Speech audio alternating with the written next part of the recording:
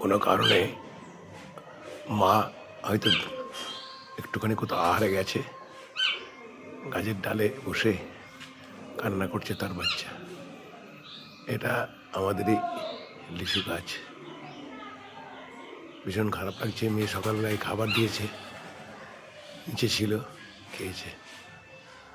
ভালো থাক সকল সকল পশু পাখি। এটা বীরভূমের মহেশ্বর থানার উলকুন্ডা পঞ্চায়েতের নামপাড়া। ভালো থাক। কান্না করছে, সকাল থেকেই খুব কান্না করছে, ভীষণ খারাপ লাগছে।